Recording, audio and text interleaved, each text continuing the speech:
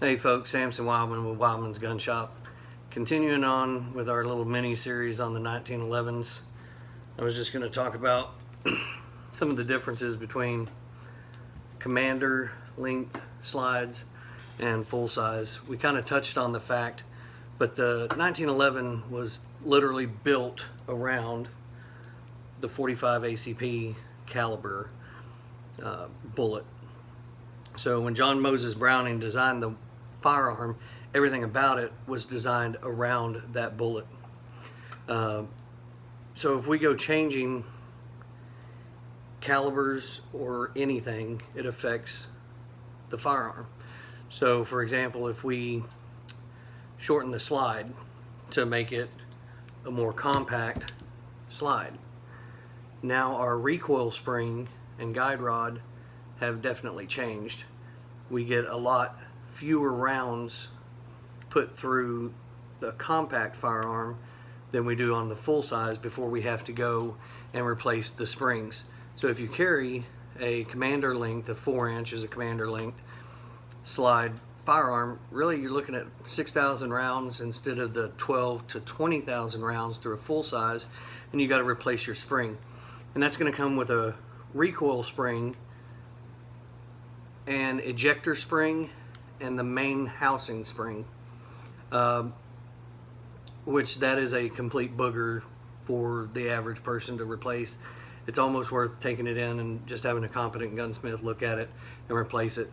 This spring, however, does not wear out very often, but your recoil spring is taking a beating on these smaller frame, smaller, lighter slides and need to be replaced much more often. So with that in mind, it costs like 20 bucks for a good replacement set. This one is a Kimber custom shop, and it's the Combat Carry. This actually is one of only 300 made. I looked out and found it a long time ago. But anyway, this was my concealed carry gun for years, and I really had a lot of good luck with it. However, I had expected it to last as long as a full size, and that's where I was mistaken. So after I owned it and put probably 5,000 rounds through it, I started having stovepipes, which is usually an issue with limp wristing, and I knew I wasn't limp wristing, but something was causing a malfunction. So the first thing I did was think it was my extractor, and then I started doing some more homework. I called Kimber, and they said, well, when was the last time you replaced your operating spring? And I said, well, never. And they said, how many rounds do you think you have through it? And I said, well, probably 5,000-6,000, and I bought it secondhand. And they said, well, good Lord, replace your spring and it'll run like new. I did, and it did. So this was my first non-full-size 1911 that I ever purchased, and it's been a learning point and a learning process the whole time owning it. There were things that I didn't know and things that I didn't take into consideration when I'm buying it. And if I were going to buy another one, I would definitely consider those things now, like the fact that I'm going to have to replace my mainspring or my recoil spring basically every year. It's cheap life insurance. It's 20 bucks for all 3 springs. Just change it out every year, and you don't have to worry about how many rounds you put through it or whatever.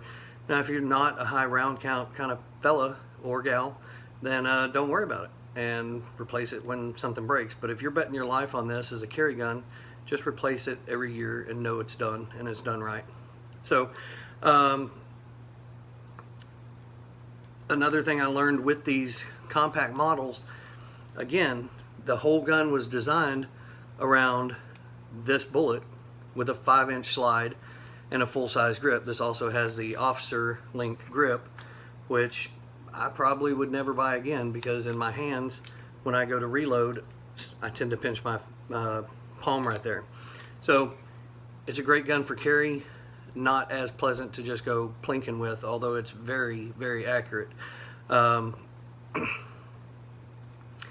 The bullet that I found this gun likes more, this is a 230 grain 45 ACP round.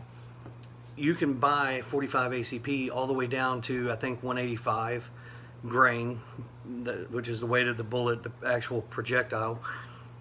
This thing likes 185s and 200. It does not like the 230 grain, and when I'm firing those, I'm just generating more rearward pressure and beating up my slide, and more importantly my frame. On this gun, the frame is aluminum, so I have a stainless steel slide and an aluminum frame, and after beating the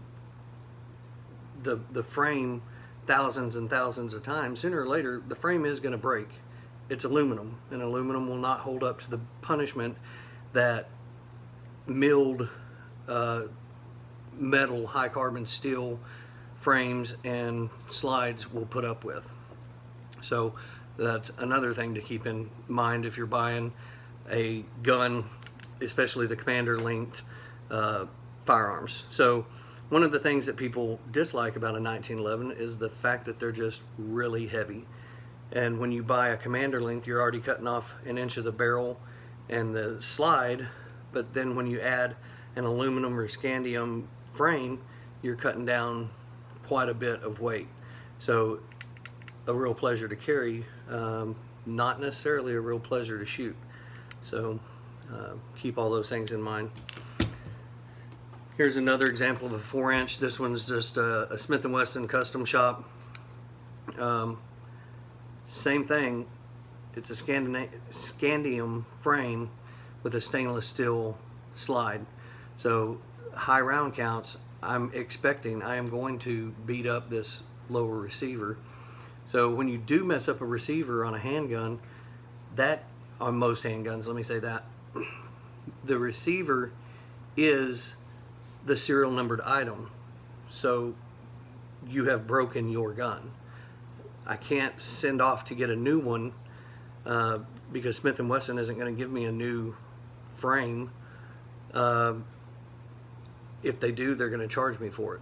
It's part of the price when you get lightened guns and running guns in different calibers. All these are 45, but same thing applies. If I go with a 9mm, there is a trade-off anytime you go molesting the initial design of John Moses Browning's 1911 in a 5-inch slide variation such as this. So hope you like this video. Like it, share it, and I'm going to do one more on why different guns cost more than others. So stay tuned. Thanks. Have a blessed day.